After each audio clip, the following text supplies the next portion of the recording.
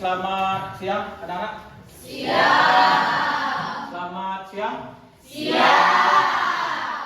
Kosinus. Jaya, jaya, jaya. Sekali lagi kosinus. Jaya, jaya, jaya. Baik. Bagaimana kabar kalian hari ini?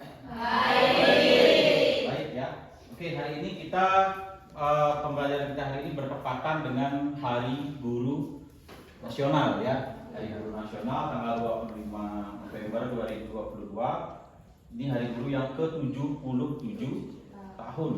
Jadi 100 hari setelah kita merdeka tanggal 17 Agustus tahun 1945 itu berdirilah PGRI sebagai wadah asosiasi guru seluruh Indonesia.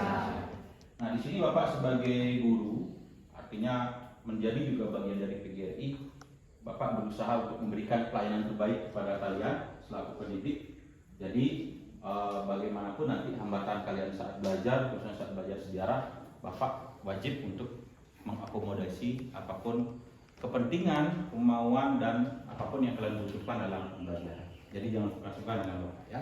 Oke, baik. Untuk hari ini kita akan belajar, tapi sebelum itu Bapak mau cek kehadiran dulu. Ada yang tidak masuk hari ini? Ada. Ada ya? Siapa? Kita Buana. Kita Buana satu orang, berarti alasannya apa? Sakit. Sakit. Oke, Bapak isi dulu di absen. Kita Buana. Dari kapan sakitnya ini? Baru tadi pagi. Oke, baru tadi pagi.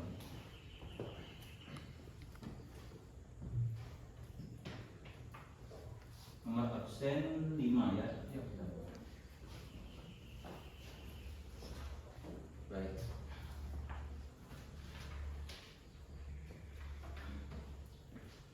Oke, anak-anak, Bapak nyalakan LCD-nya dulu.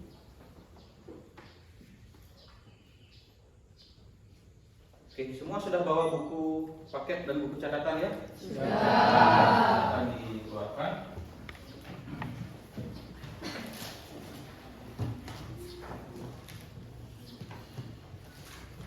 Oke, lihat. Masih proses.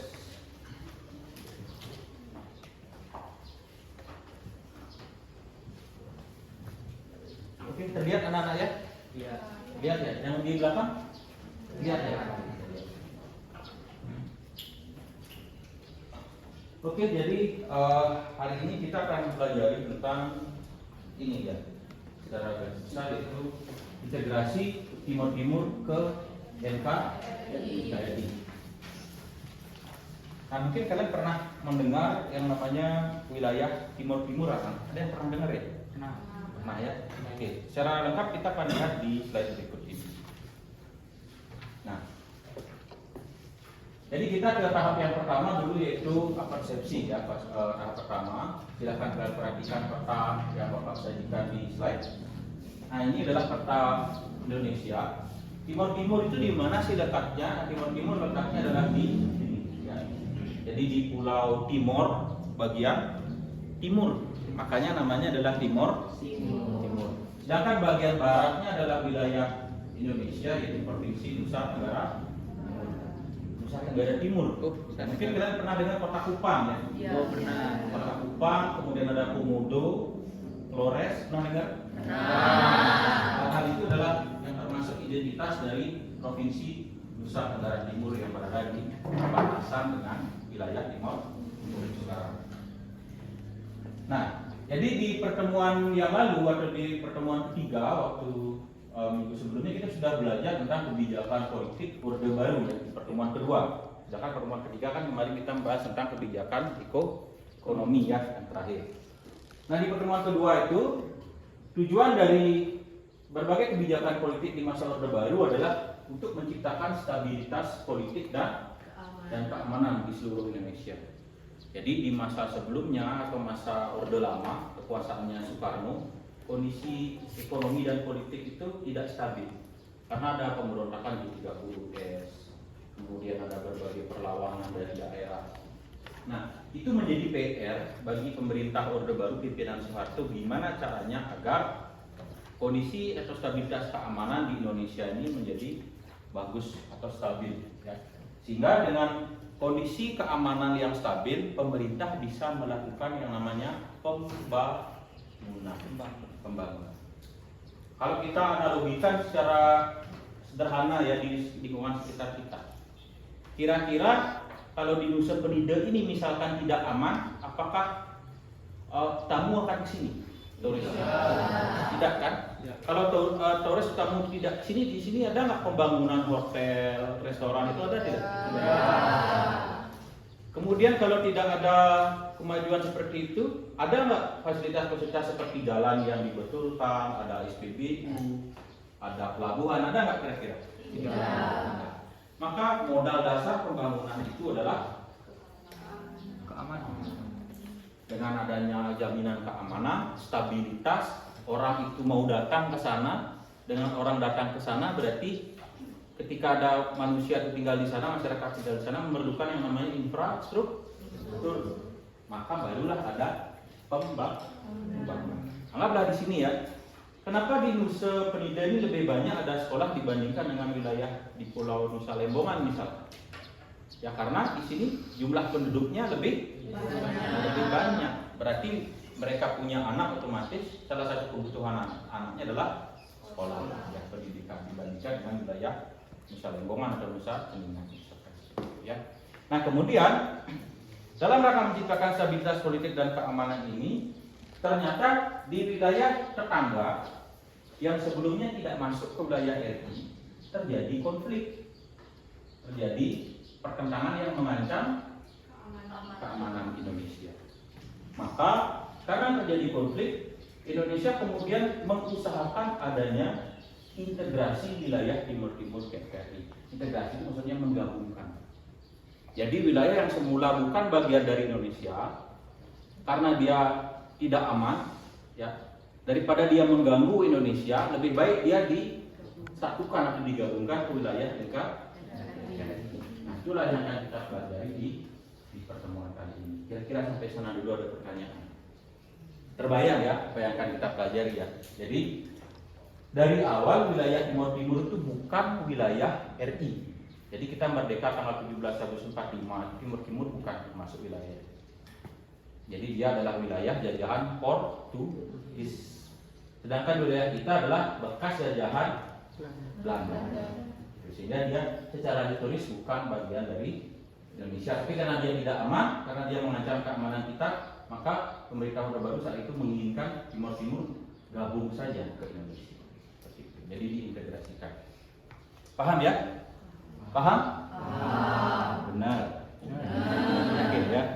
Oke, nanti sambil jalan ya. Yang penting kalian sudah tergambar apa yang akan kita pelajari. Oke, setelah persepsi, kita selanjutnya akan menuju bagian motivasi. Masih ingat ya? Masih. Berdiri semua kalau. Jangan lupa bisa dilihat di slide ya. Sambil nyanyi. Masih semangat kan? Masih. Baik, kita akan lakukan yel sama-sama dengan suara keras dan lantang. Siap, hitungan Bapak. 1, 2, 3. Selamat pagi muridku. Selamat pagi Pak Guru. Bagaimana kabarnya? Sehat-sehat selalu. Mana semangatmu? Ini semangatku. Mana suaramu? Ini suaraku. Mana nyanyianmu? Ini semangat sosimu. Yang keras. Untuk belajar sejarah. Sayangi teman, hormati gurumu. Untuk gapai cita-citamu. Kali lagi. Ini semangat sosimu. Untuk belajar sejarah. Sayangi teman, hormati gurumu. Untuk gapai cita-citamu. Tepuk siap. Siap, siap, siap. Lagi tepuk siap. Siap, siap, siap.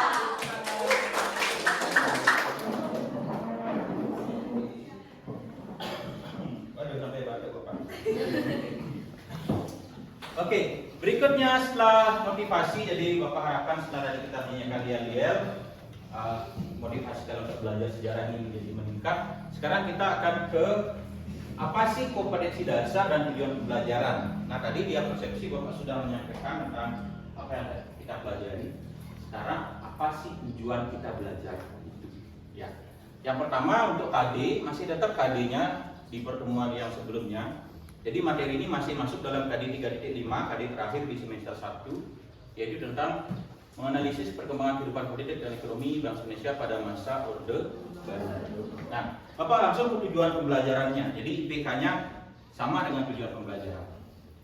Nah, yang pertama dari KD itu yang diharapkan adalah kalian mampu menemukan informasi tentang proses integrasi Timur Timur ke wilayah NKRI dengan tepat. Jadi dengan literasi nanti kalian membaca di bahan ajar yang sudah Bapak share kemarin di flipbook ya, yang PDF yang kemarin itu, silahkan kalian nanti melakukan literasi di sana sehingga kalian bisa menemukan informasi yang tepat. Nah, sering sekali kita kan kalau melakukan literasi itu biasanya membaca di sumber-sumber internet yang kurang kredibel kan. Apa saja biasanya? Brandly. Brandly ini jadi yang paling populer ya.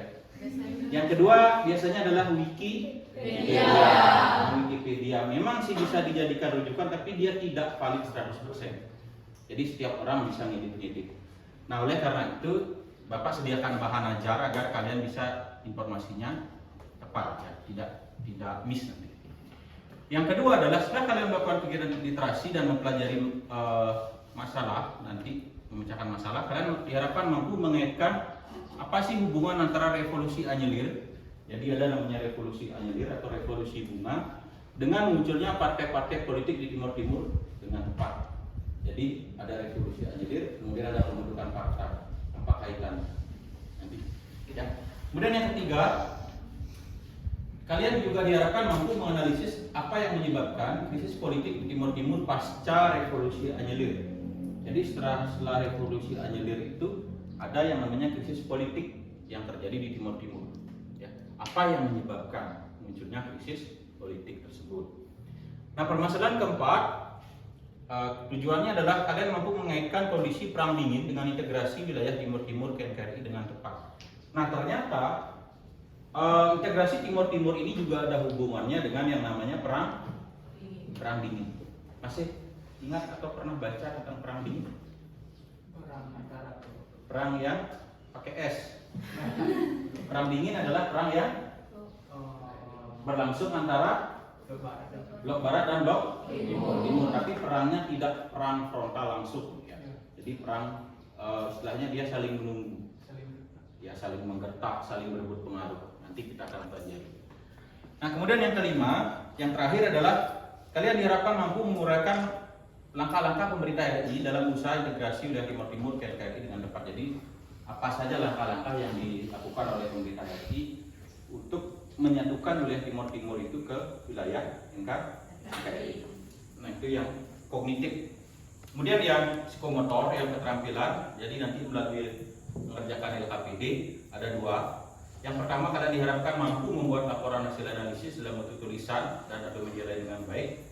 Kemudian setelah membuat laporan, nanti laporannya disajikan ya, dari hasil analisis kalian yang kalian buat dalam kerja kelompok, kemudian dituliskan ke depan dan dibahas bersama-sama. Seperti itu KD dan tujuan pembelajaran. Kira-kira ada pertanyaan atau ada yang kurang jelas sampai di sana? Pas ya, sementara ya.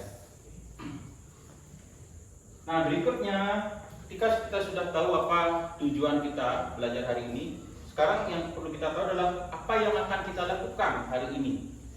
Jadi pembelajaran kita ini seperti apa?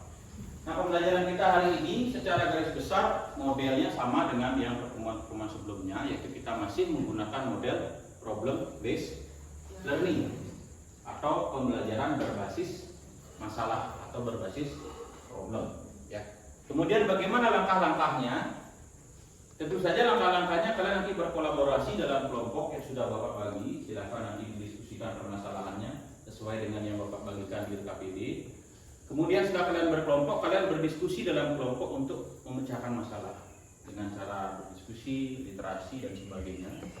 Kemudian setelah diskusi, kalian tuliskan hasilnya dalam LKPD, lanjut kemudian dipresentasikan atau disajikan ke depan kelas. Kemudian baru ditanggapi oleh teman-temannya melalui sesi jawab.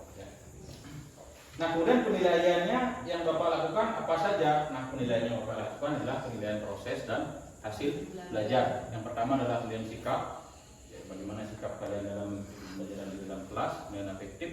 Kemudian yang kedua adalah penilaian keterampilan, nanti bagaimana kalian berdiskusi dalam kelompok, mengerjakan atau menjawab permasalahan, kemudian menyajikan ke depan. Nah, itu Bapak juga menilai dari segi keterampilan.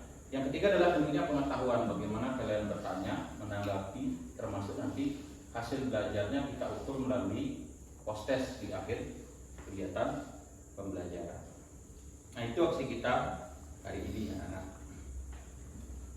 Nah, berikutnya Bapak sampaikan dulu mind map atau peta konsep dari pembelajaran kita hari ini. Jadi sebenarnya tadi sudah tergambar apa yang kita pelajari, tapi Bapak berikan gambaran lain yang lebih jelas ya.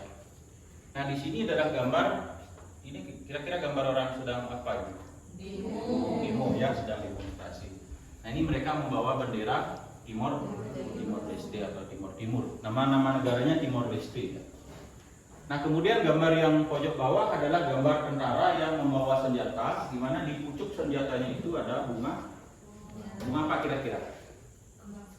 Kembang sepatu. Bunga anjelir. Kira-kira apa hubungannya antara gambar ini dengan ini revolusi anjelir? Revolusi itu apa kira-kira? Revolusi artinya perubahan ya, perubahan dalam waktu cepat. Nah, kenapa disebut revolusi anjelir? Karena saat terjadi revolusi tersebut, yang melakukannya adalah para tentara atau militer, di mana mereka menaruh bunga anjelir di pucuk senjatanya sebagai lambang perdamaian. Jadi revolusi damai yang menggunakan simbol bunga anjelir. Jadi di ujung senjata tanknya dimasukkan anjelir, di ujung pistolnya dimasukkan anjelir. Jadi bunga anjelir itu adalah lambang perdamaian bagi orang Portugis. Pernah lihat bunga anjelir? Di sini jarang ya ada bunga anjelir ya. Karena merawatnya susah, anak-anak. Itu merawat anjelir itu sama seperti kita merawat bunga anggrek. Dia sama seperti merawat kerisan. Tahu bunga kerisan ya? Yang kalian beli tadi untuk guru-guru. Dia tidak boleh terlalu basah, tidak boleh terlalu kering, tidak boleh terlalu kena sinar matahari, tidak boleh terlalu gelap. Jadi agak ribet perawatan. Kalau di Indonesia sebenarnya kurang cocok. Kalau di negara-negara Eropa itu cocok sekali. Termasuk bunga tulip kan di sini nggak ada ya? Belum pernah lihat bunga tulip ya? Belum. Karena nggak cocok di Indonesia. Oke, nah jadi yang pertama kita pelajari bagaimana revolusi anjelir. Kemudian dari revolusi anjelir itu nanti ada kemunculan partai-partai politik di Timor Leste. Kemudian setelah muncul partai-partai politik di Timor Leste, partai politik yang muncul itu banyak, anak-anak. Jadi bukan cuma satu. Karena partai yang muncul banyak, berarti kan tiap partai itu punya tujuan beda-beda kan? Punya tujuan yang beda-beda, punya ideologi yang beda-beda, sehingga ketika mereka bersaing terjadilah yang namanya konflik politik ya, konflik partai politik di Timor Leste.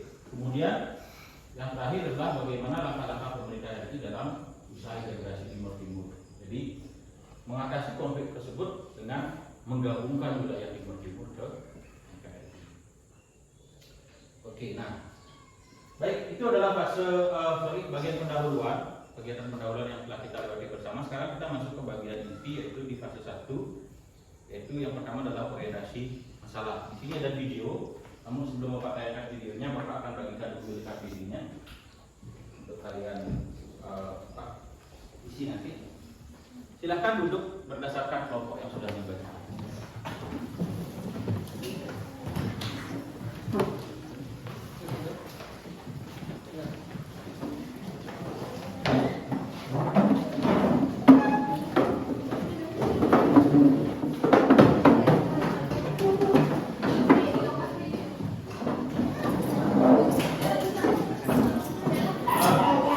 Jangan hadap ke depan dulu ya, hadap ke depan dulu semua.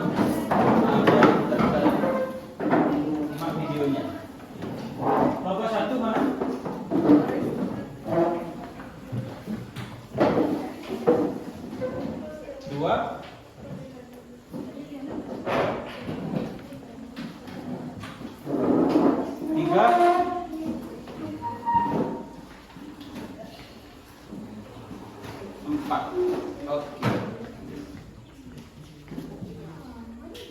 Baik, silakan dibuka LKPD-nya. Di halaman pertama itu ada sampul, kemudian halaman kedua itu ada HD, indikator, tujuan pembelajaran. Halaman ketiga ada petunjuk pengerjaan LKPD.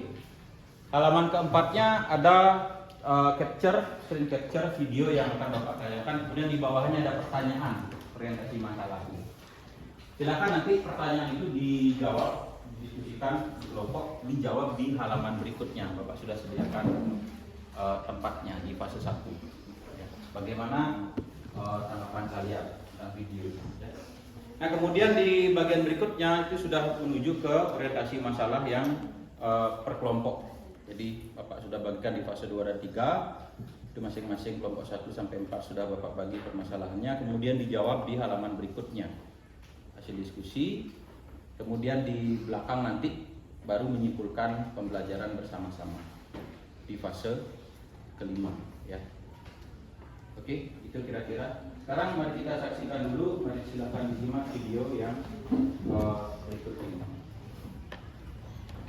Nonton SCTV, Indosiar, Trans TV, Trans Tujuh, ya Video ini diambil bukan di Indonesia loh, tapi di Timor Leste.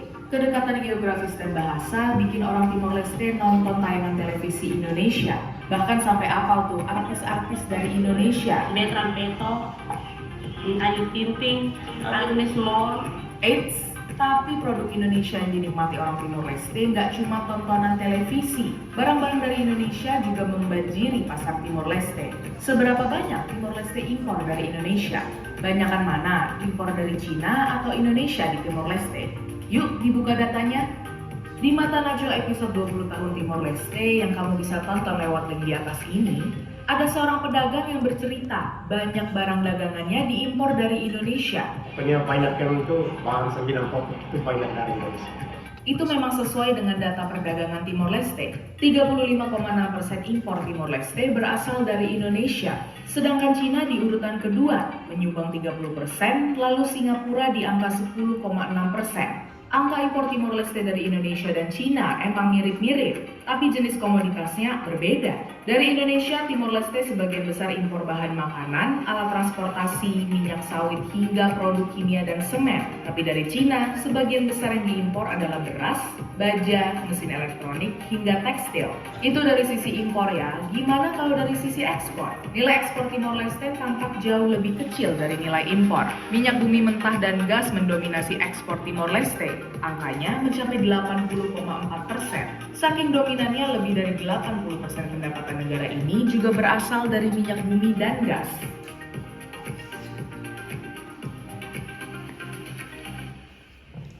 Oke, nah itu dia videonya.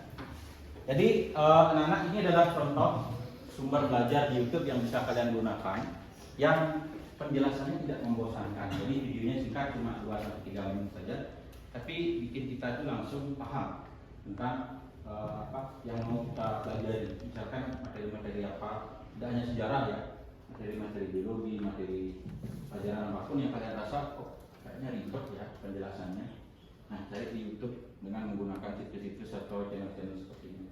Ada narasi, kemudian ada juga pintarpolitik.com, kemudian banyak lagi ada channel-channel. Biasanya Bapak belajar itu selain memanfaatkan buku yang ada, juga Bapak belajar melalui YouTube. Terutama bagi kita yang mempunyai gini ya, kecenderungan belajar itu lebih mudah dengan menonton daripada membaca. Ini berapa orang yang punya kecenderungan begitu? Lebih gampang mengingat dari nonton ketimbang baca. Ya. Rata-rata begitu ya. Contoh, hafalin lagu 1 kali 2 kali sehari ini bisa hafal ya. Hafalin pelajaran? Bisa ya. Jadi berarti kita lebih mudah mendengar kalau mendengar. Oke, nah kalian sudah menyaksikan video tadi, silahkan kalian diskusikan di kelompok untuk menjawab pertanyaan yang pertama. Yang cetak biru.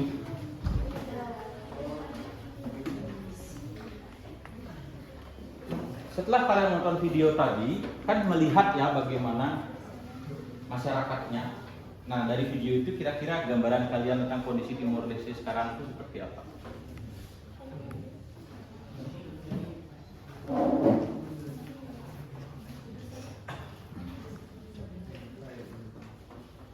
Kalau sudah, silahkan nanti ada satu kelompok yang atau satu grup kelompok yang menyampaikan penafsirannya proses diskusi. Bagaimana keadaan Timor Leste menurut kelompok kami?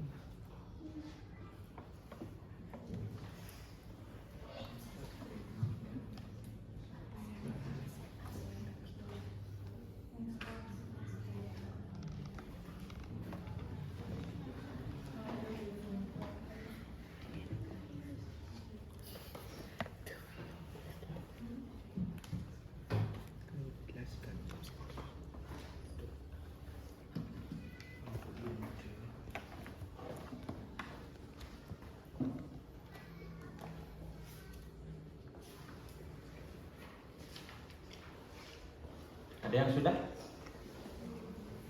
Belum ya?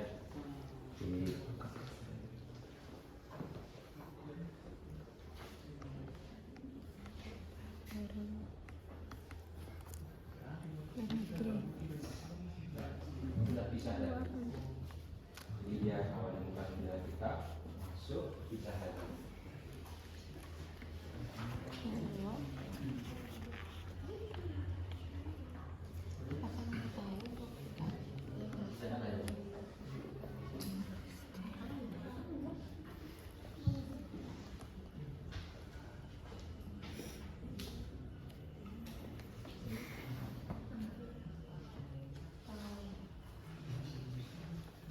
Oke, ada yang sudah, silahkan angkat tangan kelompok mana? Jangan takut, jangan takut salah.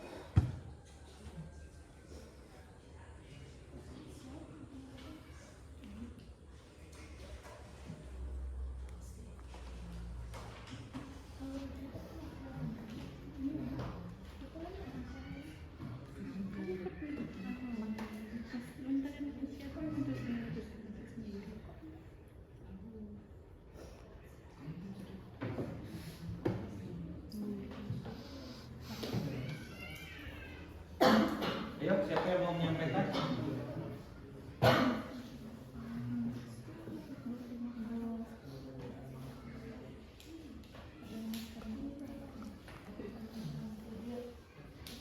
Silahkan angkat tangan. Kelompok mana yang mau menyampaikan hasil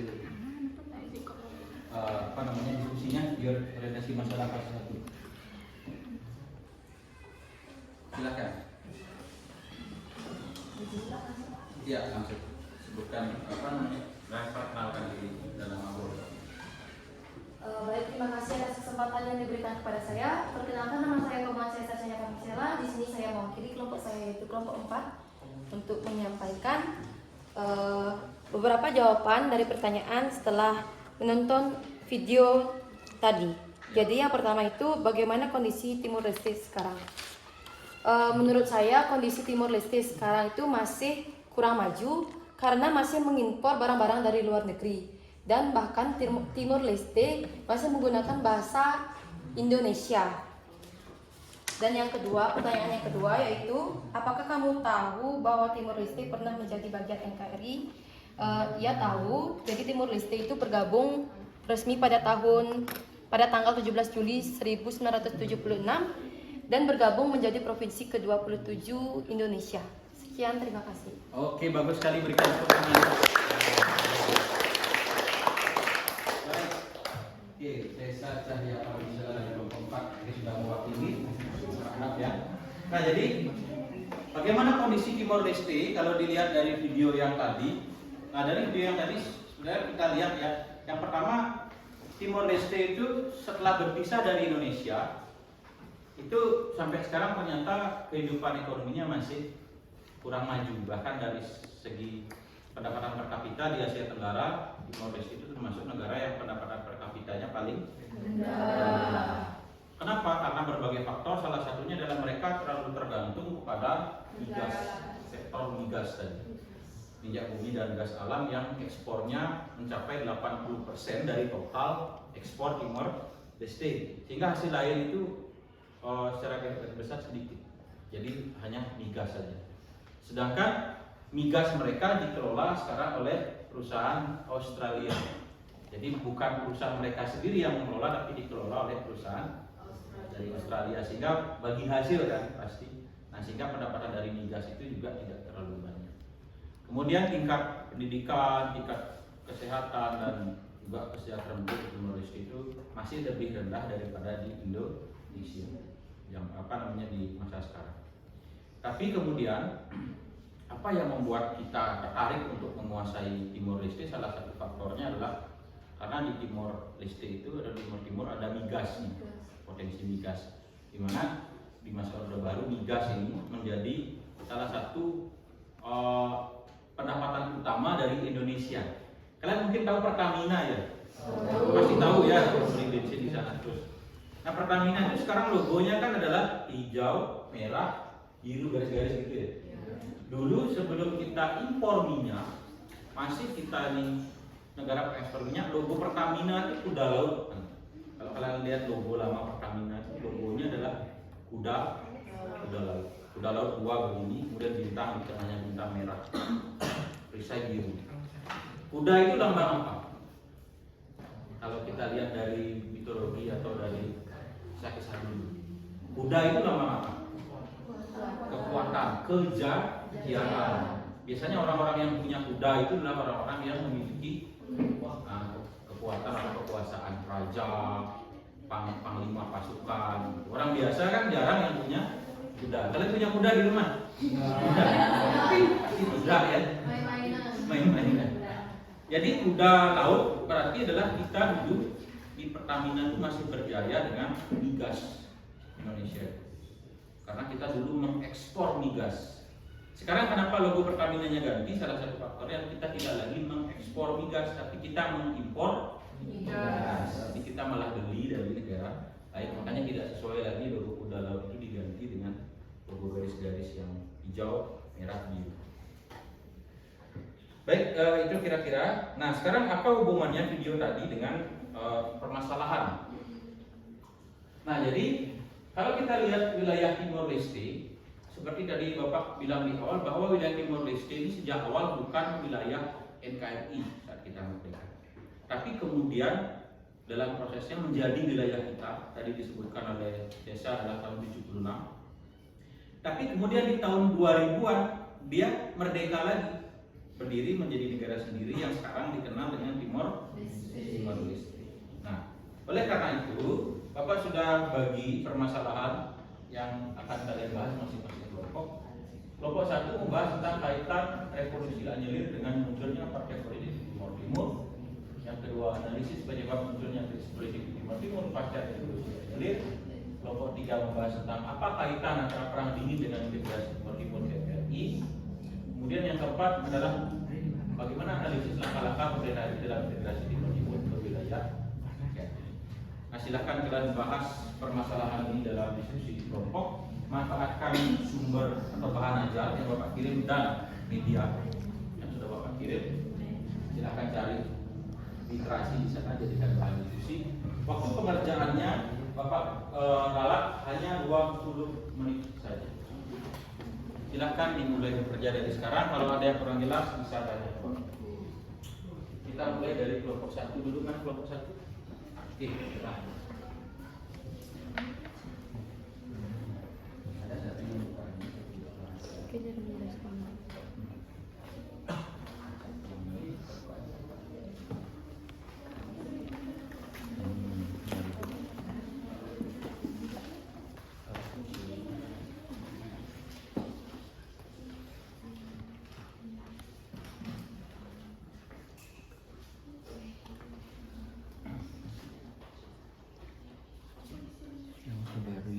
Di sini belum berhasil.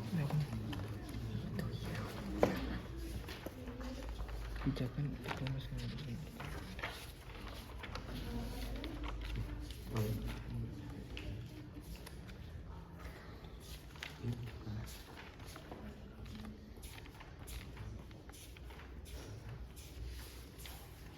Ini dia, halaman 136. 136. Di buku paket ada di 136 anak ya materinya. Tapi itu sudah semua tercover di bahan ajar yang Bapak ketik. Jadi silakan untuk referensi boleh pakai yang di buku paket.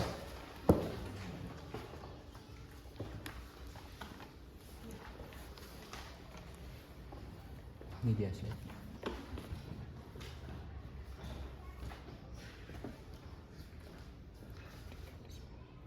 Oke. Sementara belum ada permasalahan kira-kira ya, belum ada halangan ya. Oke. Nanti kalau ada silakan panggil aja. Kita ke kelompok 2 kan? Kelompok 2 di sini.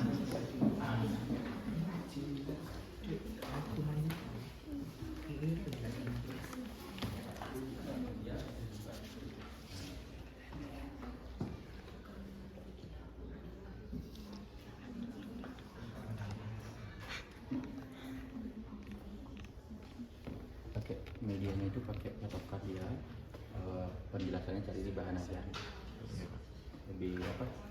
Lebih ringkas ya.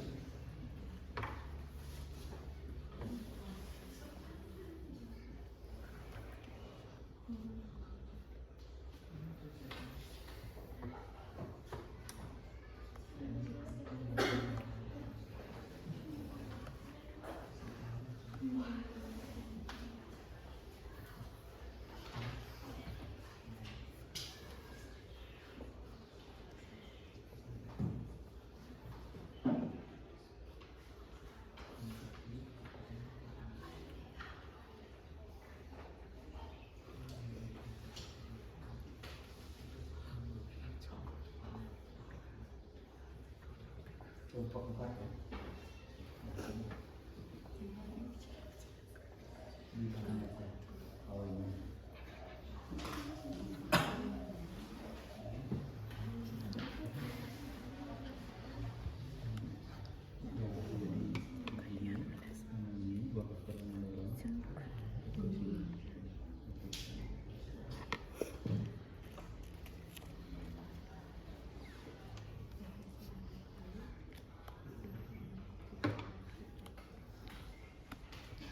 Deklarasi gajinya ada di bahan ajar.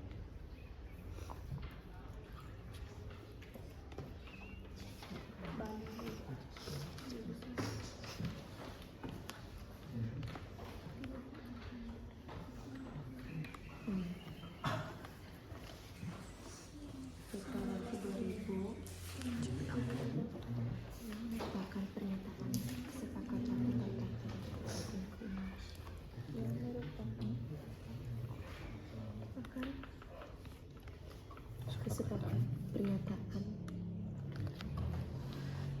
pernyataan kesepakatan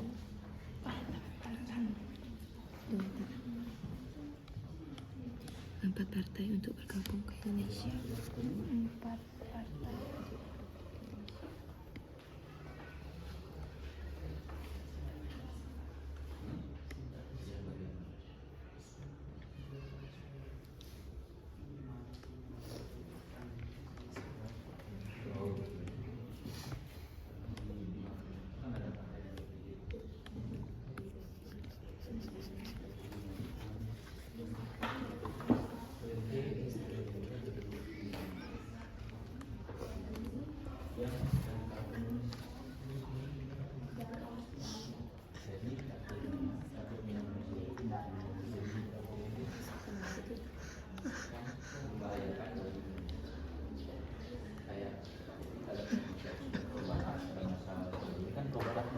Blok barat.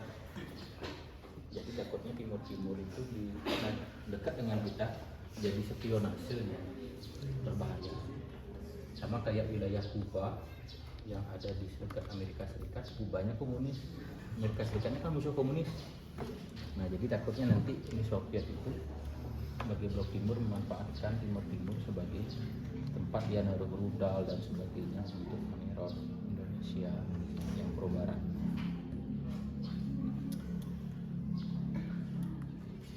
Dan ini ada teori domino.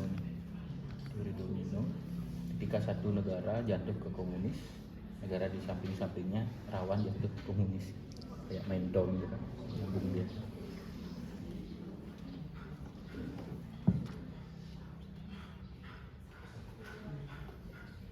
Berarti partai-partainya sebelum Timor Leste Merdeka udah ada. udah ada. Jadi di bawah kekuasaan Portugis di partai ini. Iya, dia jadi Portugis membebaskan rakyat Timor Leste untuk partai. Jadi partai ini ada yang ingin merdeka, ada yang ingin Timor Leste gabung ke Indonesia, ada yang ingin Timor Leste jadi komunis, macam-macam. Yang ingin komunis presidennya ini, itu yang ditakuti oleh Indonesia dan negara-negara Barat. Australia juga di Portugis. Kalau Australia tuh Australia kan tetangganya Timor Leste. jadi di bawah kekuasaan Portugis. Bukan, Australia Inggris dia dulu dijajah, tapi kan mereka duluan. Jadi maksudnya Timor Leste ini jangan sampai komunis, karena kalau sampai komunis berbahaya bagi Australia, tetangga terdekatnya, dan kita. Kalau sampai dia tuh komunis. Jadi pokoknya yang di Orde Baru ini yang berbau-bau komunis ini anti dia, Orde Baru. Asal ada yang komunis gasak.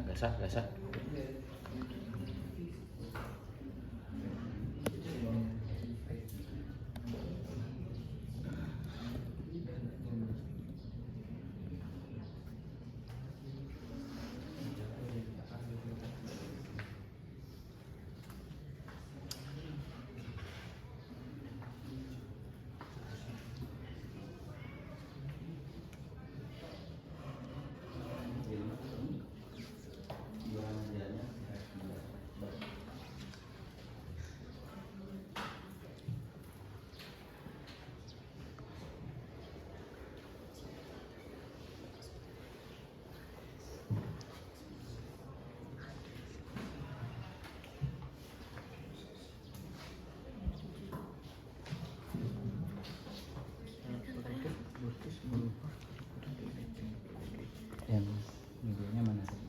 Iya. Kaitan kan? Iya. Nomor 1 ya? Jadi jelasin dulu definisi anilirnya. Baru setelah itu ini singgung revolusi anilirnya sedikit.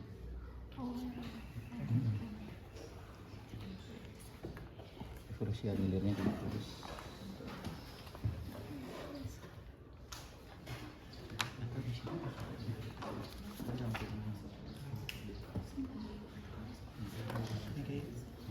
Ini pakai kalimat intinya. Nanti penjelasannya tadi bisa.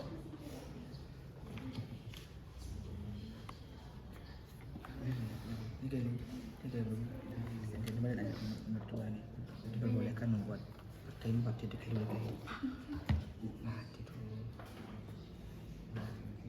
pagi si Abi dulu lagi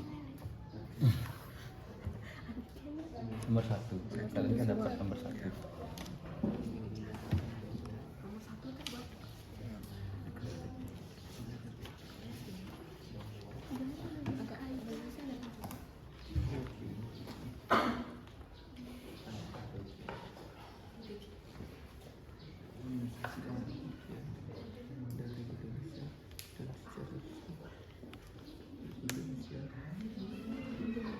dan secara resmi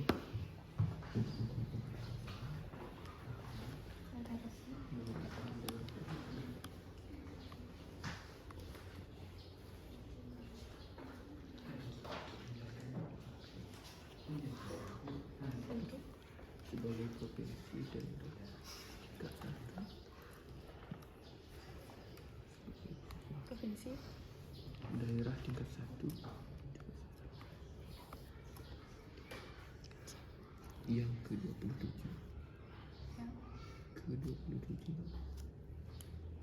dari NKRI.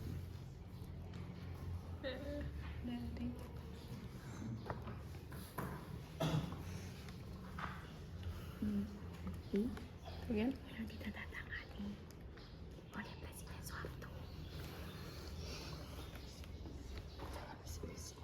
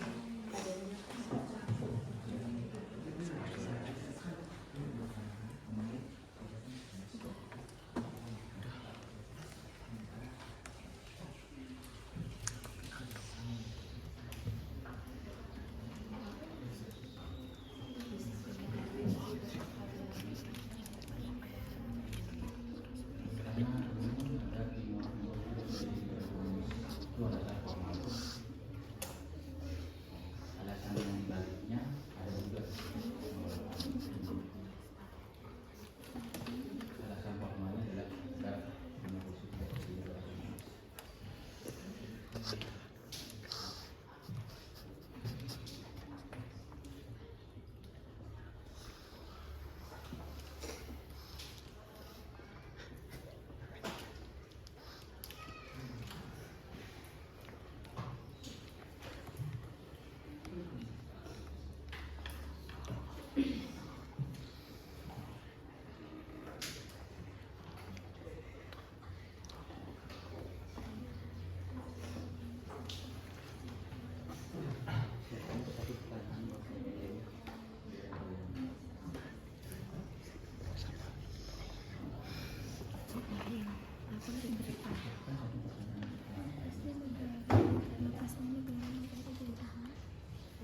Hujan?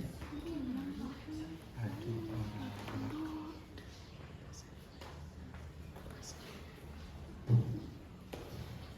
Kok hilang? sudah bisa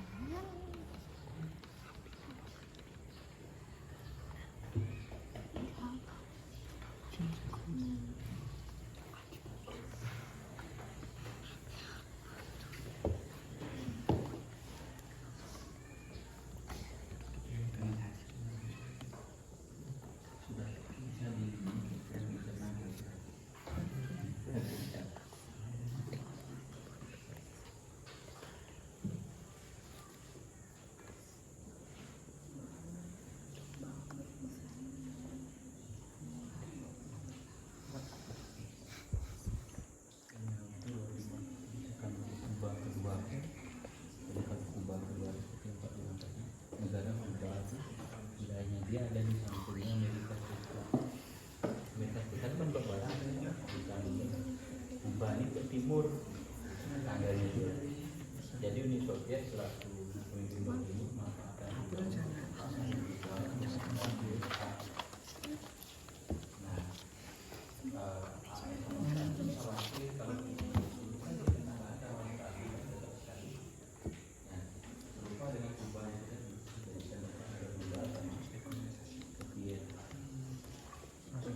makanya Timor Leste jangan sampai komunis.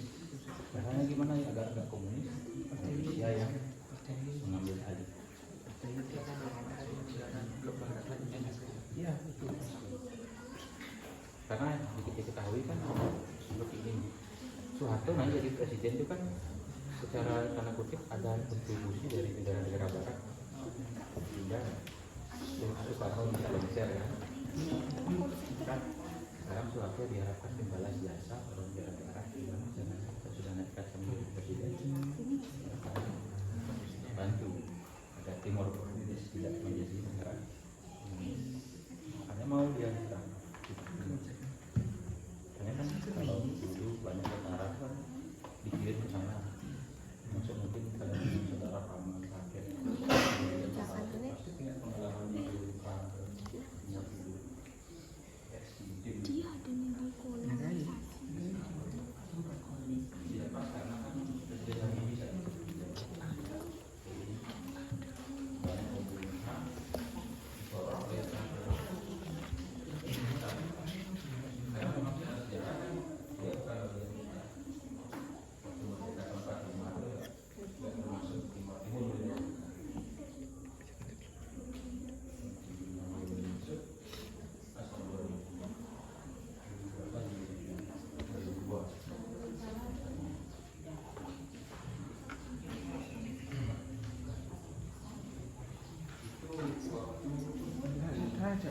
suara semua suara Indonesia. Umumkan. Pemungutan suara FPI. Ada dan dulu dia gue ngomong. Ya, Bisa kayak mana? jadi hasilnya Udah berbeda pendapat ini cowok. ada juga pilihannya mau merdeka, mau tetap bagian dari Portugis, atau mau gabung dengan Indonesia. Pilihan ketiganya yang lebih banyak.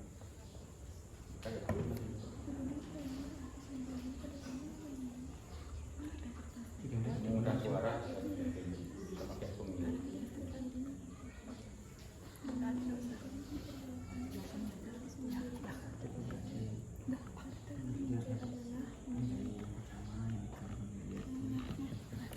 Oke, anak, waktunya tinggal 2 menit lagi.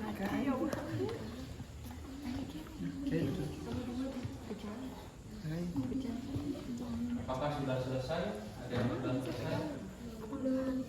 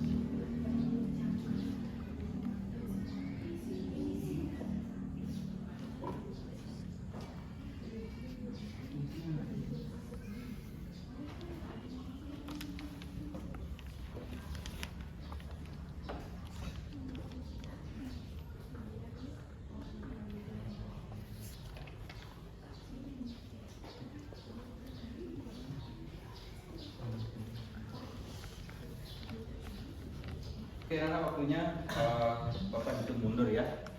10. Jadi ketika hitungan berakhir, nggak usah dikumpul, ditaruh aja. Nanti sudah berhenti bekerja ya. Nanti kita urutkan prestasinya dari kelompok yang pertama.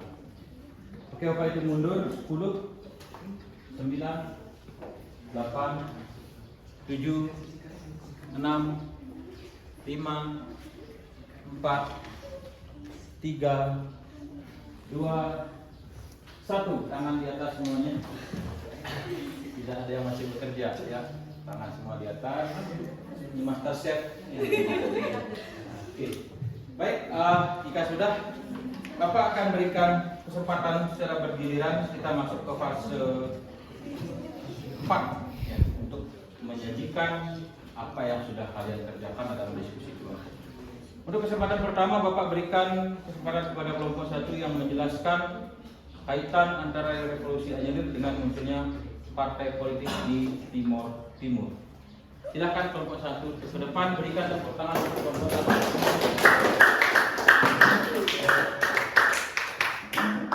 Waktu penyajiannya maksimal adalah 10 menit, termasuk tanya jawab.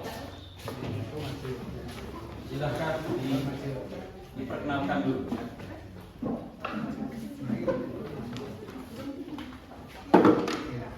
Satu rampangan jaringan. Om Swastiastu. Baik, terima kasih atas waktu yang telah diberikan kepada kelompok kami. Jadi di sini kami akan hasil diskusi kami. Selanjutnya akan dijelaskan oleh teman saya.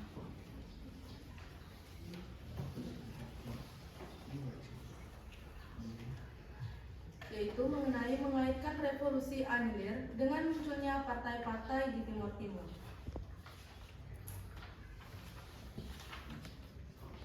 Revolusi bunga, Carnation Revolution atau Revolusi Anyer, dalam bahasa Portugis Revolução dos Cravos, terjadi pada tanggal 25 April 1974. Revolusi ini berjalan damai tanpa adanya pertumpahan darah, dan selama demonstrasi massa menaruh bunga Anyer di moncong senapan tentara yang menghadang sebagai simbol perdamaian. Pasca peristiwa tersebut, Portugal mulai membuka peluang kepada wilayah jajahannya, dalam hal ini termasuk Timor Portugis, untuk memulai proses dekolonisasi. Menindaklanjuti dari rencana dekolonisasi pemerintah Portugis di Timor Portugis, Gubernur Kolonel Alves Aldeia pada tanggal 8 Mei 1974 mengumumkan diperbolehkannya masyarakat Timor Portugis mendirikan partai politik, di antaranya União Democrática Timorense atau UDT dan Frente Revolucionária de Timor-Leste Independen. Sekian dari kami. Baik, itulah tadi presentasi dari kami. Jika ada yang ingin bertanya, waktu dan tempat kami persilakan. Oke, berikan tepuk tangan dulu. Tadi sudah dijelaskan tentang revolusi Anyer yang pertama, kemudian yang kedua hubungannya dan kaitannya dengan munculnya partai-partai politik di Timor Leste. Cuma tadi mungkin baru 2 partai ya yang dijelaskan, misalnya masih ada 3 partai lagi. Oke, silakan kelompok lain untuk memberikan tanggapan atau pertanyaan. Oke, silakan. Baik, terima kasih atas waktu dan kesempatan yang telah diberikan kepada Kenalkan diri. saya. Nama saya Niftu Novayanti, nomor absen 23. Jadi saya ingin bertanya, apa tujuan pemerintah Portugis mengizinkan masyarakat Timur Timur membentuk partai? Oke, bagus sekali pertanyaannya. Ya, terima kasih. Baiklah, terima kasih atas pertanyaannya. Di sini saya akan jawab pertanyaan dari Pak. Perkenalkan, nama saya Imadi Adenata. Akibat dari kebijakan dari PBB yang mengatakan bahwa penjajahan mengingkari dari hak asasi manusia. Hal ini yang menyebabkan Portugis mengubah nama jajahannya menjadi provinsi Seberang lautan. Ya, provinsi seberang lautan. Yang menyebabkan banyak tokoh-tokoh dari di Timor Leste ini yang berbeda pendapat. Hal ini yang karena perbedaan pendapat inilah yang menyebabkan pemerintah Portugis mengizinkan, tepatnya itu Gubernur Kolonel Alves Aldeia yang mengizinkan pembentukan partai politik di Timor Leste ini. Oke, berikan tepuk tangan. Harus kita apresiasi ya. Jadi meskipun masih grogi Bapak lihat, tapi sudah berusaha dengan baik, itu sangat bagus sekali. Oke, mungkin dari anggota kelompok lain bisa menambahkan, sudah kena tadi penjelasannya. Ada yang mau menyempurnakan dari Ardanata tadi? Ada? Kalau tidak dari kelompok lain mungkin ada yang menambahkan? Tidak ada? Oke, sudah jelas berarti ya. Baik. Karena sudah jelas, nanti Bapak konfirmasi di akhir saja. Sudah catat pertanyaan dari Novayanti dan juga jawaban dari Ardanata. Ada lagi pertanyaan untuk kelompok 1?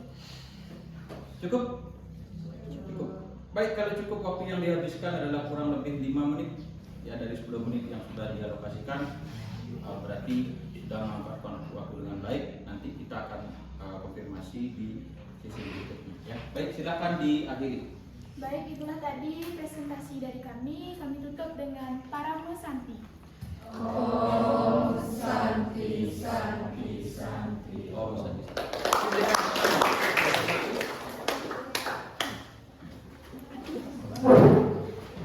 Baik, berikutnya Bapak Bapak berikan kesempatan kepada kelompok 2 yang membahas tentang analisis penyebab munculnya krisis politik Timur Timur pasca revolusi Anyelir. Berikan tepuk tangan untuk kelompok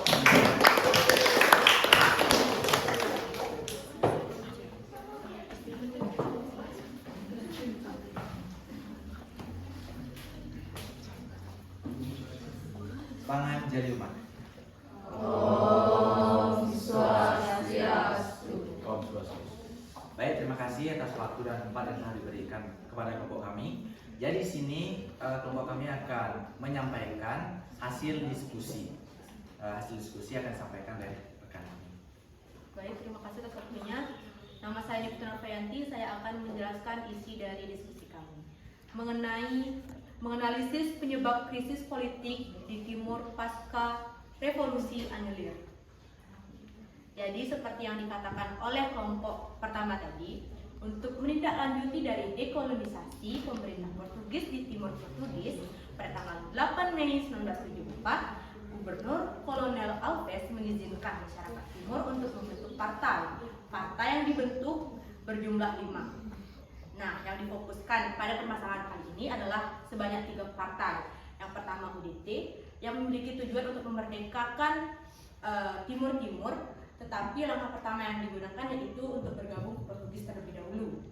Kemudian Fretilin, yang merupakan partai yang berideologi radikal komunis. Kemudian Apodeti, yang memiliki misi untuk menggabungkan Timur ke Indonesia.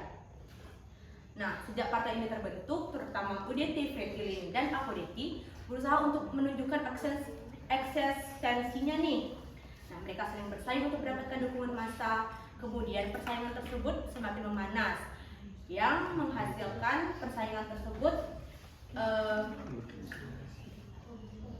menjurus pada kekerasan fisik yang mengakibatkan terjadi perang dingin. Sekian yang dapat kami jelaskan. Mungkin ada pertanyaan, dipersilakan. Oke, baik. Terima kasih Nurfayanti dari kelompok 2. Tadi mungkin Bapak perlu luruskan ya, bukan perang dingin yang terakhir itu ya, perang saudara. Ya, Perang saudara. Jadi tadi sudah dijelaskan bagaimana revolusi Anyelir. Kemudian dalam perkembangannya Portugis itu memberikan kebebasan pada wilayah-wilayah tanah jajahan termasuk Timur Portugis untuk membentuk partai sebagai persiapan menjadi negara merdeka. Itu sebenarnya tujuannya. Untuk menjadi negara demokrasi, demokrasi itu kan berarti perwakilan rakyat. Partai adalah kendaraan demokrasi. Jadi kalau kita mau merdeka, kendaraannya adalah partai politik, kan gitu ya.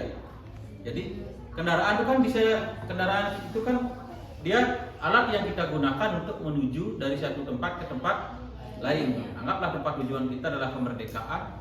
Maka untuk menuju kemerdekaan dari titik ini yang kita gunakan adalah kendaraan. Apa kendaraannya? Adalah partai politik. Nah, kebijakan dari partai politik tadi kemudian dimanfaatkan oleh beberapa orang untuk mendirikan partai-partai politik sesuai dengan tujuan mereka. Tadi dijelaskan ada UDT, Fretilin, dan Apodeti. Ada lagi 2, Kota dan Trabalista, tapi yang 2 partai ini tidak begitu besar pengaruhnya. Yang besar adalah UDT, Fretilin, dan Apodeti. Silakan diberikan tanggapan. Oke, Kesa.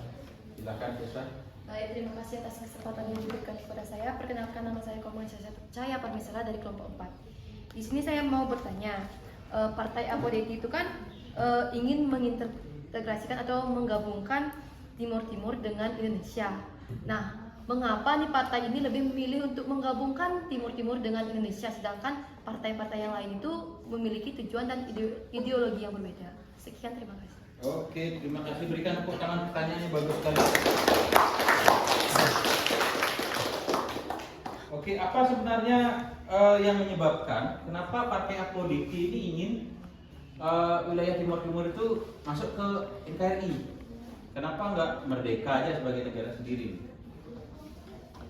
Apa kira-kira yang menyebabkan? Baik, terima kasih. Di sini saya akan menjawab pertanyaan dari pemerhati saya Parmisela.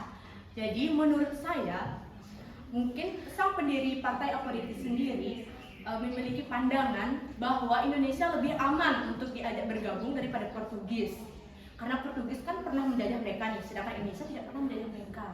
Maka mungkin masyarakat Timur atau sang pendiri APODETI ini lebih pro kepada Indonesia daripada bangsa yang telah menjajah mereka dahulu.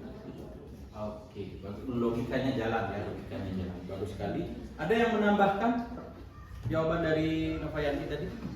Kenapa APODETI ini ingin Timur Timur gabung ke RI? Kenapa tidak merdeka aja seperti dua partai yang lain? UDT ingin Timur Timur merdeka tapi pelan-pelan.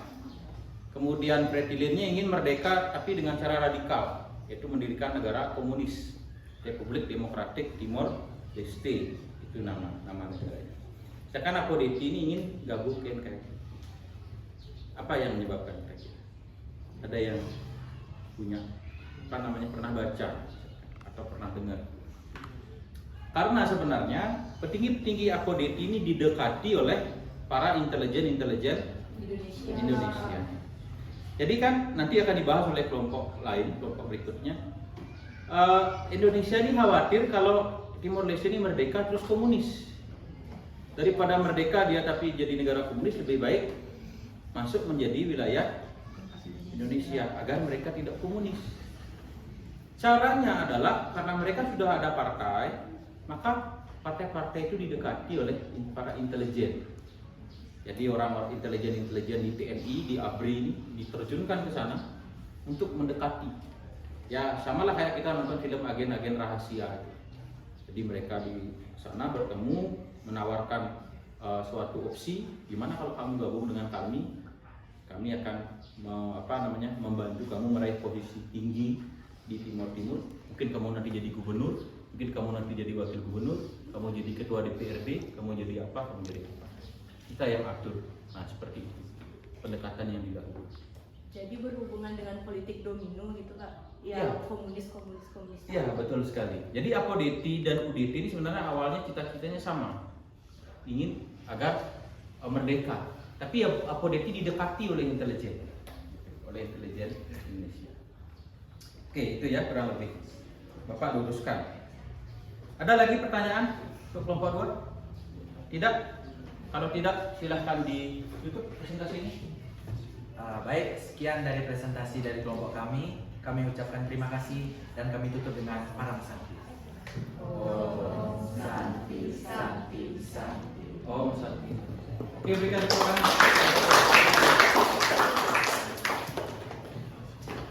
Oke anak-anak, kita lanjut lagi ke kelompok berikutnya yaitu kelompok 3 yang akan membahas tentang kaitan kondisi perang dingin dengan integrasi Timur Timur KTRI.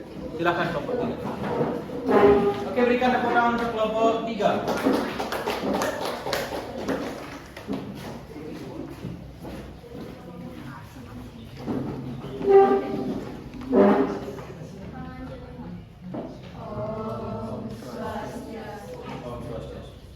Baik, terima kasih atas kesempatan yang telah diberikan kepada kelompok kami. Di sini kami akan mempresentasikan hasil diskusi yang telah kami lakukan, yang akan dijelaskan oleh teman saya. Jadi, kaitan perang dingin dan konflik politik di Timor Timur yaitu menurut teori domino bahwa ketika suatu negara jatuh dalam kekuasaan komunis, maka di negara sekitarnya akan terpengaruhi dan akhirnya jatuh menjadi negara komunis. Bagi negara-negara blok barat, wilayah Asia Tenggara sangat penting bagi perdagangan, baik itu jalur distribusi barang dan jasa, sumber bahan mentah untuk industri, sekaligus tujuan pemasaran produk-produk industri. Dengan jatuhnya Asia Tenggara ke dalam pengaruh komunis, maka blok barat akan mengalami kerugian yang sangat besar, terutama bagi salah satu negara terdekat yaitu Australia. Nah, keberadaan Fretilin yang berideologi komunis di Timor Portugis membuat AS dan Australia khawatir bahwa Timor Portugis akan menjadi kubah kedua yang akan dapat memanfaatkan Uni Soviet melakukan spionase dan sabotase. Maka untuk membendung meluasnya komunisme, Di Asia Tenggara, Amerika Serikat dan juga Australia mendorong Indonesia untuk terlibat langsung di Timor Portugis. Baik, itu dia tadi hasil diskusi yang telah dilakukan oleh kelompok kami. Apakah ada yang ingin menyampaikan pertanyaan atau berpendapat lain tentang? Oke, bagus sekali ya penjelasannya tadi. Ternyata Timor Portugis atau Timor Timur ini kejadiannya ada kaitannya dengan perang dingin. Tadi sudah dijelaskan. Nanti kita akan lihat di peta yang mungkin lebih jelas. Kenapa kok Timor Portugis ini atau Timor penting posisinya bagi Australia dan Amerika Serikat. Oke, silahkan kalau ada yang menanggapi tentang perang dingin. Ada? Tadi dikatakan Timor Portugis itu bisa jadi Kuba kedua. Tadi ada di bacaan. Tahu negara Kuba? Pernah lihat atau di peta pernah dengar Kuba? Kalau Jamaika pernah? Nah, itu tetanggaan dia. Jamaika, Kuba, Haiti, terus Meksiko, nah itu tetanggaan. Jadi Kuba itu letaknya di seberangnya Miami, Amerika Serikat. Pernah dengar Miami? Oh. Nah, kota Miami. Jadi jaraknya hampir seperti kalau dari anggaplah Kusambo itu Miami, Nusa Penida ini ininya Kuba. Dekat kan? Good. Artinya adalah Kuba ini karena dekat letaknya dengan Amerika Serikat, dia dijadikan pangkalan militer oleh Uni Soviet untuk menyerang Amerika kalau sewaktu-waktu Amerika macam-macam. Nah, jadi Amerikanya takut dan Australia takut kalau Timor Portugis ini seperti itu. Jadi karena Australia ini kan dekat dia. Anggaplah jarak dari Australia ke Timor Leste itu jarak antara kita ke Sanur misalnya. Kan dekat kan? Dekat. Meskipun nggak bisa jalan kaki ke sana, tapi kalau bersenjata dekat sekali. Nah, sehingga kalau sampai Timor Portugis ini menjadi komunis, Australia bahaya. Tinggal taruh rudal di sana Uni Soviet, Australia akan terancam dengan rudal. Sama dengan Korea Utara dengan Korea Selatan. Orang-orang Korsel sampai hari ini nggak bisa tidur tenang ya. Nggak bisa aja sewaktu-waktu kena rudal nuklir dari Korea Utara, diserbu oleh tetangganya sendiri kan. Nah, itu yang terjadi. Ya. Oke. Nah, itu kurang lebih yang bisa Bapak tambahkan dari presentasi kelompok 3. Ada pertanyaan untuk kelompok 3? Belum? Ada? Oke, silahkan Desa. Baik, terima kasih atas kesempatannya. Jadi saya sempat baca dari sumber bahwa setelah berakhirnya perang dingin, integrasi Timur-Timur ke Indonesia kembali dipermasalahkan oleh dunia internasional. Mengapa masih dipermasalahkan oleh dunia internasional? Oke, bagus sekali. Ini kekinian pertanyaannya, tepuk tangan dulu. Pertanyaannya ada di di bahan ajar. Jadi ternyata sekarang setelah perang dingin itu kan sekarang udah berakhir ya. Jadi perang dingin itu berakhir tahun 90, sekarang sudah era modern. Nah, setelah tahun 90, ternyata penguasaan Indonesia atas Timor Leste itu jadi masalah di dunia internasional. Bahkan kita terpaksa melepaskan Timor Leste di tahun 2000-an pada saat masa pemerintahan Presiden Habibie. Lepas lagi ke Timor Leste. Karena tekanan dunia internasional. Katanya kita banyak, tentara kita banyak bunuh warga sipil, banyak pelanggaran HAM terjadi. Banyak orang kita, tentara kita yang membunuh orang-orang yang tidak bersenjata. Kenapa kira-kira itu jadi masalah kemudian? Padahal sebelumnya hal yang sama terjadi, tapi tidak masalah dunia internasional. Karena musuh dari negara-negara barat yaitu Uni Soviet sudah runtuh kan, hancur dia. Jadi kan Amerika Serikat dan Blok Barat kan tidak punya musuh. Maka orientasi Blok Barat itu berubah. Gimana caranya mereka mencari keuntungan dari segi ekonomi. Kalau Timor Leste dikuasai Indonesia, maka minyak yang dari Celah Timor itu menjadi milik Indonesia. Sedangkan kalau Timor Leste-nya merdeka, mereka adalah negara miskin yang SDM-nya rendah, maka mereka tidak akan bisa mengelola sendiri minyaknya. Maka minyaknya terpaksa dikelola oleh negara barat. Siapa itu yang paling dekat adalah Australia. Maka karena itu itulah Australia paling getol menyerang Indonesia. Masalah isu Timor Indonesia pelanggaran HAM, Timor Leste harus merdeka. Karena setelah merdeka dia yang dapat minyak. Itu yang diincar oleh Australia dan Amerika Serikat. Itu mungkin yang bisa Bapak konfirmasi. Ada lagi pertanyaan lain? Tidak? Oke, kalau tidak silahkan kita lebih sedikit juga. Baik, terima kasih atas waktu yang telah diberikan kepada kami. Sekian yang dapat kami sampaikan, kami tutup dengan para misanti. Om Santi Santi. Oke, berikutnya kelompok terakhir, kelompok 4 akan membahas tentang langkah-langkah PRIDARI dalam integrasi Timur Timur ke NKRI. Berikan tepuk tangan untuk kelompok 4.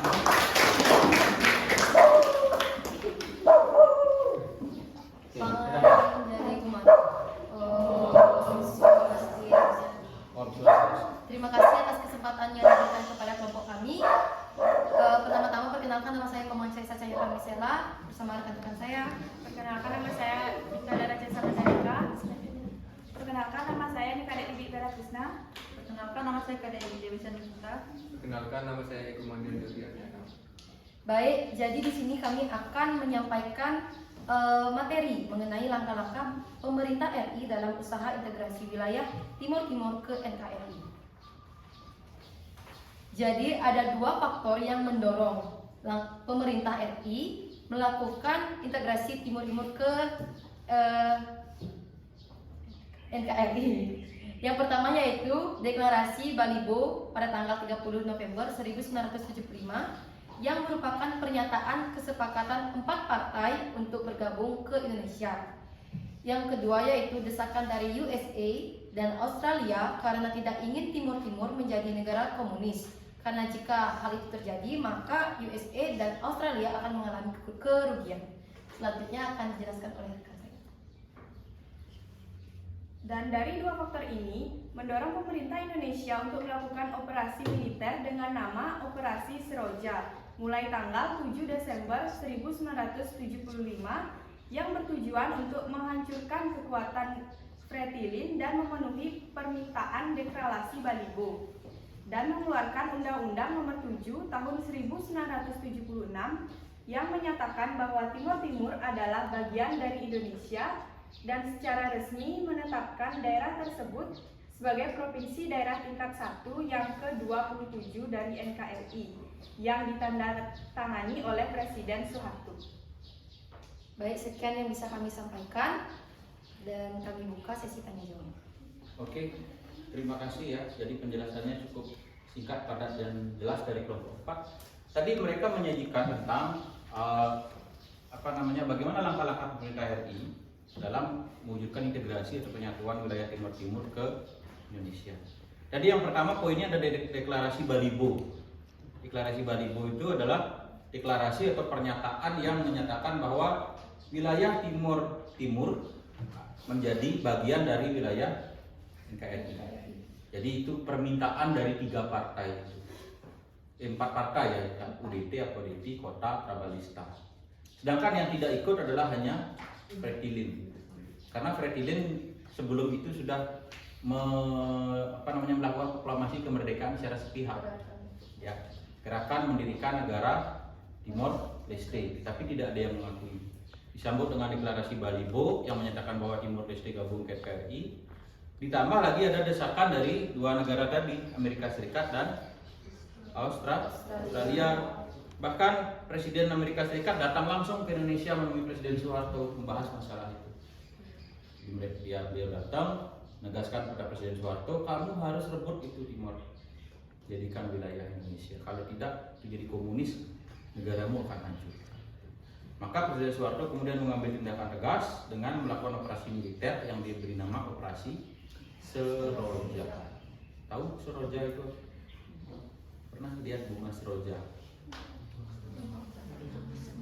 Tahu bunga tunjuk? Nah, sejenis itu. Lili ya, bunga lili itu namanya bunga seroja. Jadi agak mirip-mirip dengan anyelir.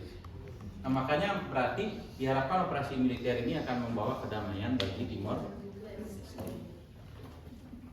Nah setelah ada operasi Seroja, perang melawan Fretilin-nya kabur, berhasil dikalahkan, keluarkanlah undang-undang yang tahun 76 itu menyatakan bahwa Timor Leste adalah menjadi provinsi ke-27 atau provinsi termuda RI.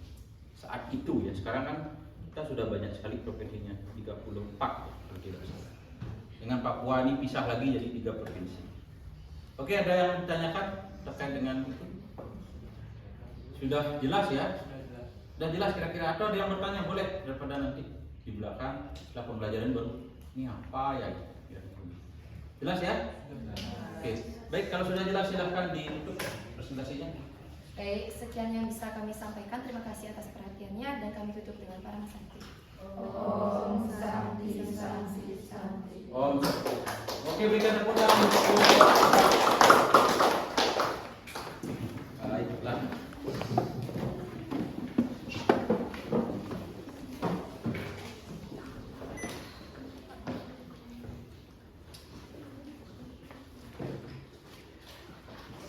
Kita dapat nyalakan layarnya dulu.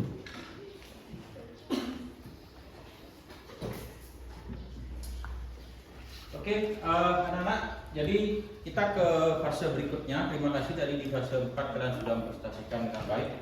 Ada yang menanggapi, bertanya, menjawab. Bapak sangat menghargai itu. Nanti bagi yang belum bersuara di pertemuan berikutnya kita tingkatkan lagi ya. Artinya yang belum menanggapi, belum bertanya dan lain sebagainya. Nah, tapi dari hasil presentasi tadi yang Bapak simak, yang kita sama-sama simak, bahwa Bapak hanya akan memberikan konfirmasi atau penguatan secara garis besar saja, karena secara umum tadi sudah bagus apa yang kalian sampaikan, menjawab permasalahan masing-masing. Kita mulai dari yang kelompok 1 ya, tadi membahas tentang apa sih kaitan antara revolusi anyelir dengan pendirian partai politik. Nah, jadi revolusi anyelir tahun 1975 itu mengharuskan atau kemudian melahirkan kebijakan dekolonisasi. Pertanyaan tadi dari Tessa kalau tidak salah ya, kenapa Portugis itu akhirnya melepaskan dari siapa tadi? Nova. Oke, dari Nova. Kenapa Portugis itu melepaskan wilayah jajahannya? Padahal dia merebutnya susah payah kan? Waktu dia datang ke kita nyari rempah-rempah itu. Mungkin kita masih ingat namanya Alfonso di Albuquerque, kelas 11 ya. Dia datang ke Malaka tahun 1911, datang ke Maluku, datang ke Ambon, semacam.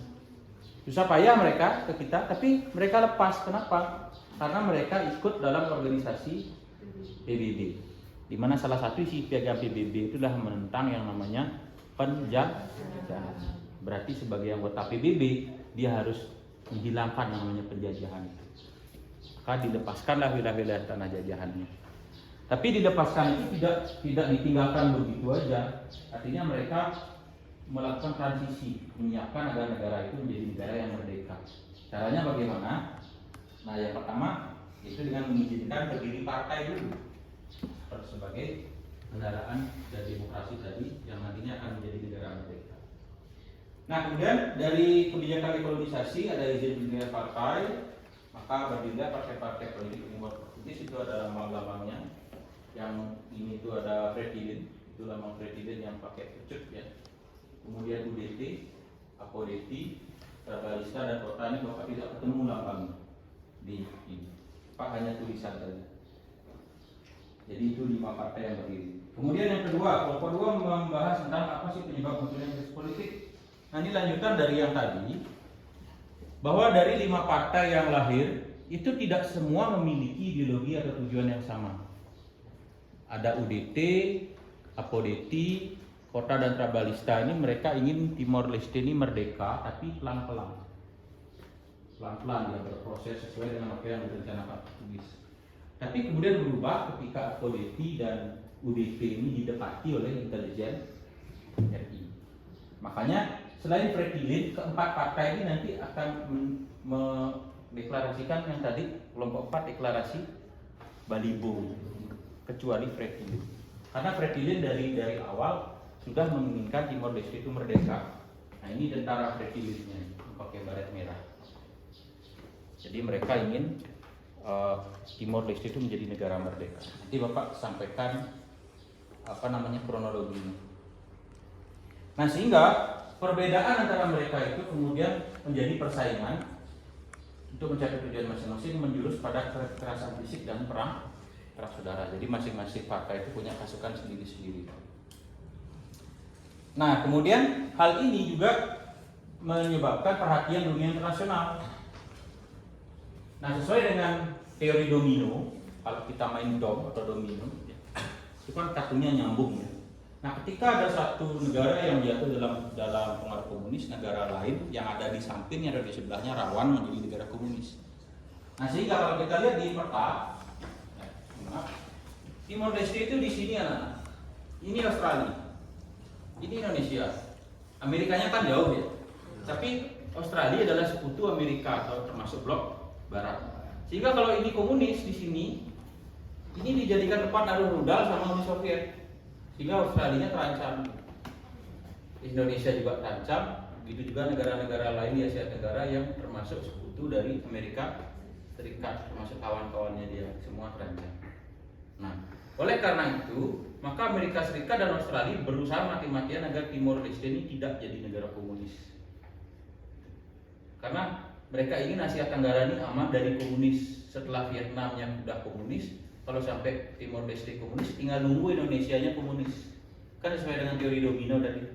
Kalau ada satu di sini komunis, tetangganya bisa jadi komunis semua. Karena di sini sudah komunis, Soviet, Mongolia komunis, Cina komunis, Korea Utara komunis, Vietnamnya komunis, Timor Leste komunis, Indonesia kan dijepit ya. Nah, tinggal nunggu aja kalau Indonesia komunis, habislah sudah Amerika. Dia tidak punya tempat untuk beli bahan baku, tidak punya tempat untuk berjualan hasil produk industri, termasuk Pizza Hut yang kita suka beli, KFC, itu produk-produk mereka. Kalau sampai kita komunis nggak ada yang begitu. Kalau kalian hidup di Korea Utara nggak ada anak Pizza Hut. Jangan kan Pizza Hut, internet pun nggak ada. Bisa hidup kira-kira tanpa internet? Nah, berikutnya adalah keberadaan Fretilin yang ideologi komunis ini membuat Amerika Serikat dan Australia khawatir. Jadi kubah kedua tadi tempat naruh bom itu atau naruh rudal. Nah, sehingga Amerika Serikat dan Australia akhirnya mendorong Indonesia sebagai negara terdekat untuk mengambil tindakan tegas menghabisi komunis di Timor Leste. Nah, itu yang ketiga. Kemudian yang keempat adalah, nah ini sambungannya tadi, Deklarasi Balibo yang dilakukan oleh 4 partai tanggal 30 November 75 itu sebagai jawaban dari klaim pihak Fretilin yang mendirikan negara Timor Leste, ditambah desakan dari Amerika Serikat dan Australia melalui fakta pertahanan ANZUS di kawasan Pasifik. Jadi ANZUS itu Amerika, New Zealand, Australia, New Zealand, US atau United States, disingkat ANZUS, itu 3 benderanya. Membuat Indonesia kemudian melakukan operasi militer dengan nama Operasi Seroja sandinya mulai tanggal 7 Desember 75 dengan target adalah menghancurkan Fretilin dan memenuhi permintaan deklarasi Balibo. Nah, setelah Fretilin itu berhasil dihancurkan, tentaranya dibunuh, ya. Kemudian tokoh-tokohnya banyak yang melarikan diri, banyak juga yang ditangkap. Maka dianggap sudah kondusif. Pemerintah kemudian mengeluarkan Undang-Undang Nomor 7 tahun 76 yang menyatakan bahwa Timor Timur adalah bagian dari Indonesia menjadi provinsi ke-27. Nah, secara garis besar kronologi dari integrasi Timor Timur ke NKRI bisa Bapak gambarkan dalam garis waktu seperti ini. Ya, jadi tanggal 25 April 1974 sampai 17 Juli 1976. Itu dia poin-poin. Nah, jadi kalau kita belajar sejarah, untuk memudahkan adalah kalau kita membahas tentang satu rentetan peristiwa, buat kronologi seperti ini. Ya. Oke, itu kira-kira yang bisa Bapak berikan untuk dikonfirmasi atau penguatan. Berikutnya kita ke fase, bukan fase 5 ya. Penutup. Ya, kita ke penutup. Yang pertama adalah ada pertanyaan dari apa yang sudah kita pelajari tadi. Ada pertanyaan kira-kira? Sudah cukup jelas ya? Nah, yang kedua adalah simpulan. Silahkan kalian berikan simpulan di LKPD tadi, ada di belakangnya. Apa simpulan yang bisa kalian ambil dari pembelajaran hari ini? Kita membahas tentang Timur Timur menurut kalian ya. Nah, simpulannya bisa menggunakan ini atau bisa dilihat di rangkuman sebagai patokan.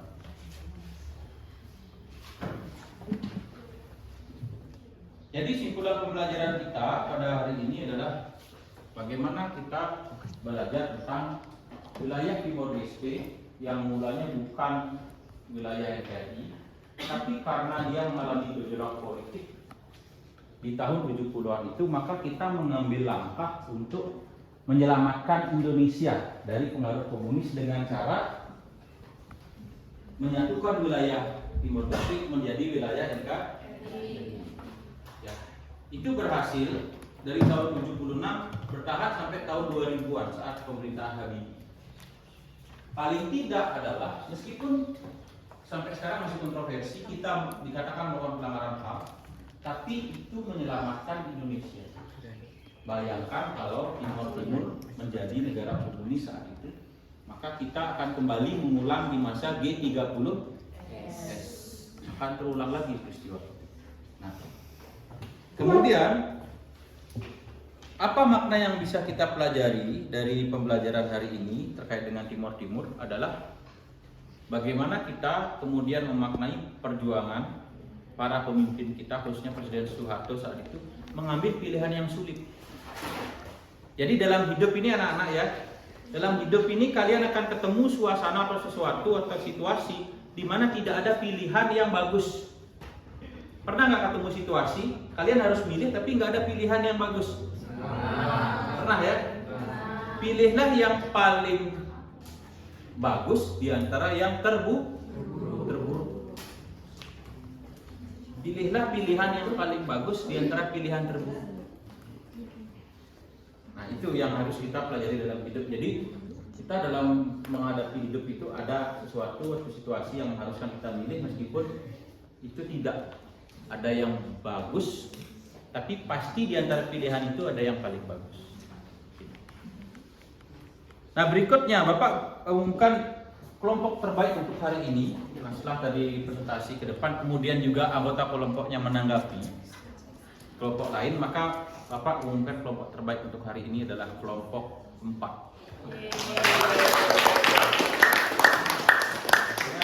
Kelompoknya adalah Cesa, ya.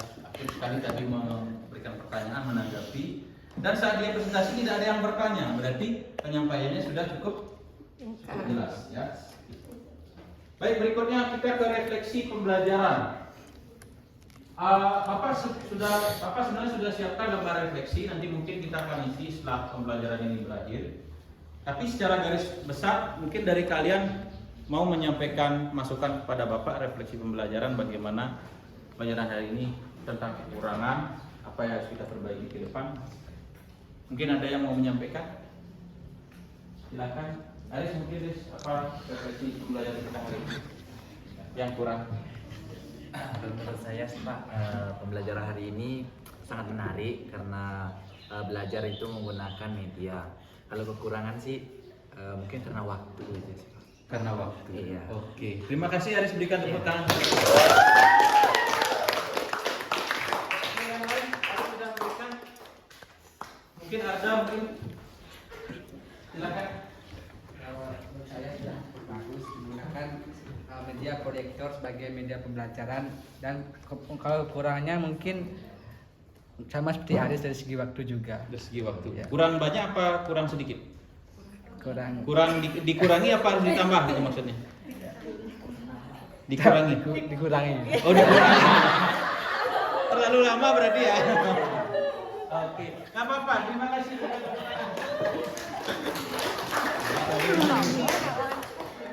Baik, terima kasih anak-anak. Jadi 2 orang cukup mewakili ya. Jadi refleksi ke depan. Mudah-mudahan nanti pembelajaran berikutnya berlangsung lebih baik lagi. Kita akan bertemu lagi sekali nanti di pembelajaran berikutnya. Tapi untuk materinya, untuk tadi 3.5 ini sudah materi terakhir. Jadi untuk tindak lanjut nanti pertemuan berikutnya kita akan adakan uji kompetensi untuk KD 3.5. Tapi sebelum itu kita akan adakan kuis dulu sebagai untuk mengukur pemahaman.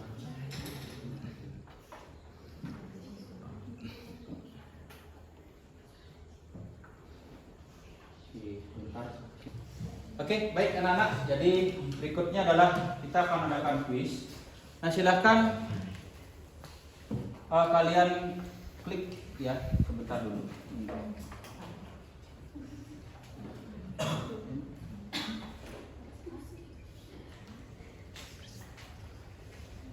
Kelihatan.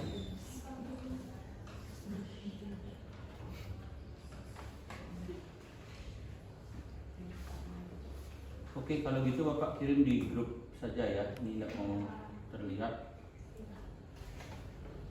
linknya. Nanti silakan diklik linknya untuk dijawab.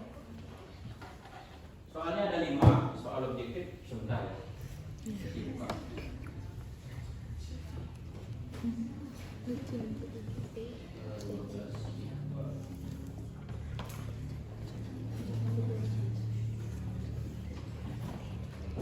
Oke, sudah Bapak kirim linknya di grup kelas. Silahkan dijawab.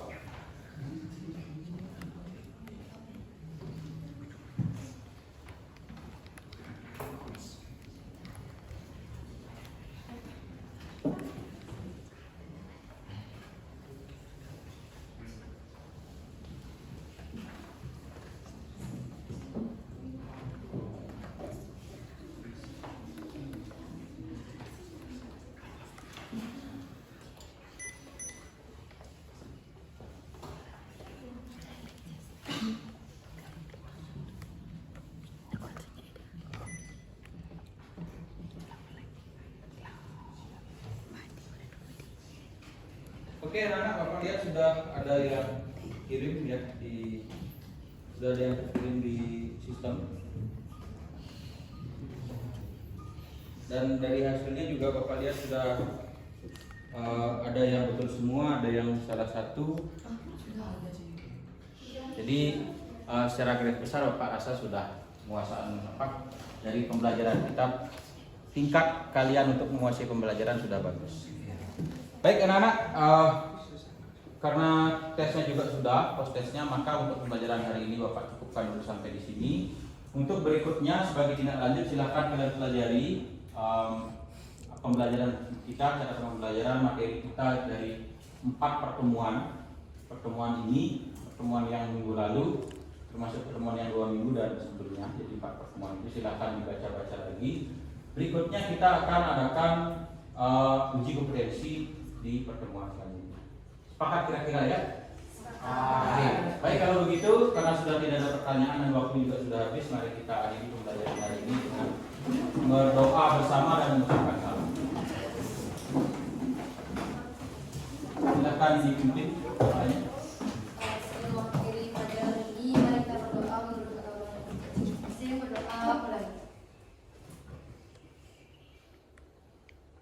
Berdoa selesai. Mengaturkan para Santi. Om Santi Santi Santi Om Santi Santi. Baik anak-anak, Bapak akhiri. Sekian, terima kasih. Selamat siang. Siang.